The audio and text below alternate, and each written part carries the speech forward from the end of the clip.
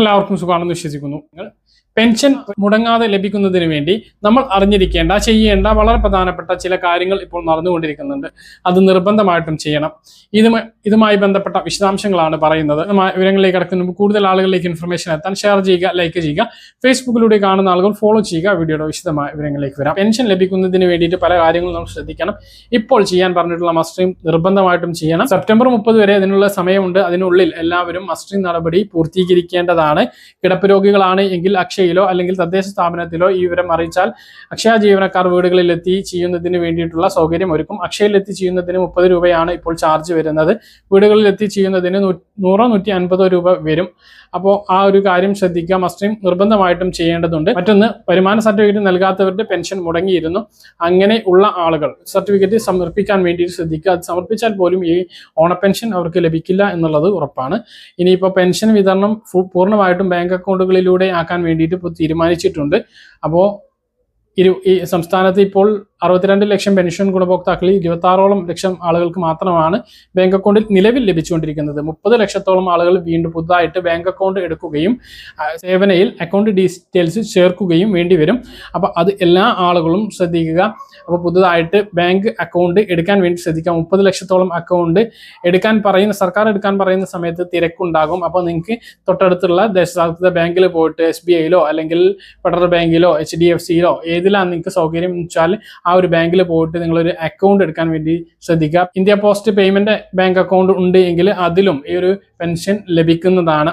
ഇനി മറ്റൊന്ന്, കിടപ്പ് രോഗികൾക്ക് വീടുകളിൽ പെൻഷൻ എത്തിച്ചു നൽകും എന്ന് പറയുന്നു. പക്ഷേ സഹകരണ ബാങ്ക് ജീവനക്കാരുടെ കയ്യിലല്ല ഇനി കിടപ്പ് രോഗികൾക്കാണ് എങ്കിൽ പോലും വീടുകളിലേക്ക് പെൻഷൻ എത്തുക.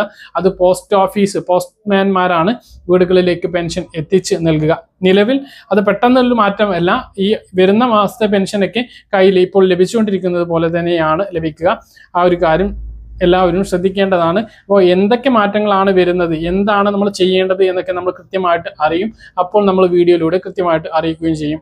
ആ സമയത്ത് ബാങ്ക് അക്കൗണ്ട് എടുക്കാൻ പറയുന്ന സമയത്ത് എടുക്കുകയും സേവനയിൽ അത് അപ്ലോഡ് ചെയ്യാൻ പറയുന്ന സമയത്ത് അപ്ലോഡ് ചെയ്യുകയും വേണ്ടി വരും എന്നുള്ളതാണ്. സ്ത്രീ സുരക്ഷാ പെൻഷൻ വീണ്ടും ലഭിക്കുമോ, ഓണത്തിന് ലഭിക്കുമോ എന്നൊക്കെ നിരവധി പേര് കമന്റിലൂടെയൊക്കെ ചോദിക്കുന്നുണ്ട്. അതുപോലെ തന്നെ കെട്ടിട നിർമ്മാണ തൊഴിലാളി പെൻഷൻ, പ്രവാസി പെൻഷൻ, ക്യാൻസർ രോഗികൾക്കുള്ള പെൻഷൻ ഇതുമായി ബന്ധപ്പെട്ടൊക്കെ ചോദിക്കുന്നുണ്ട്. ഇതോടൊപ്പം തന്നെ കണക്ട് ടു വർക്ക് സ്കോളർഷിപ്പിനെ കുറിച്ചും ചോദിക്കുന്നു. ഇതിൽ ഏറ്റവും പ്രധാനപ്പെട്ട കാര്യം കണക്ട് ടു വർക്ക് സ്കോളർഷിപ്പ് വീണ്ടും നൽകാൻ വേണ്ടി ഈ സർക്കാരും തീരുമാനിച്ചിരിക്കുകയാണ്.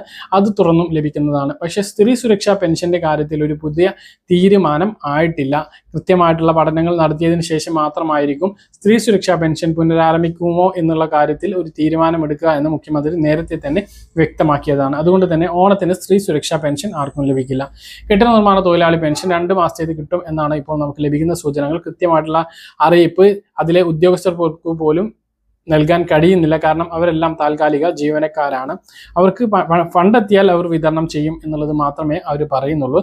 ക്യാൻസർ രോഗികൾക്കുള്ള പെൻഷൻ ഇപ്പോൾ 1000 നിന്നും 2000 രൂപയാക്കി വർദ്ധിപ്പിച്ചിട്ടുണ്ട്. അത് ഓണത്തിന് മുമ്പ് കുറച്ച് വിതരണം ചെയ്യും എന്നുള്ളതാണ്. പ്രവാസി പെൻഷനും കുടിശ്ശിക തീർത്ത് ഓണത്തിന് മുമ്പ് വിതരണം ചെയ്യും എന്നുള്ളതാണ് ഏറ്റവും പ്രധാനപ്പെട്ട മറ്റൊരു അറിയിപ്പ്. അപ്പം സ്ത്രീ സുരക്ഷാ പെൻഷന്റെ കാര്യത്തിൽ അത് കാത്തിരിക്കേണ്ടി വരും, പെട്ടെന്ന് കിട്ടില്ല എന്നുള്ളതാണ്. ഇത് 4മായി ബന്ധപ്പെട്ട് നിങ്ങളെ അറിയിക്കാനുള്ളത്.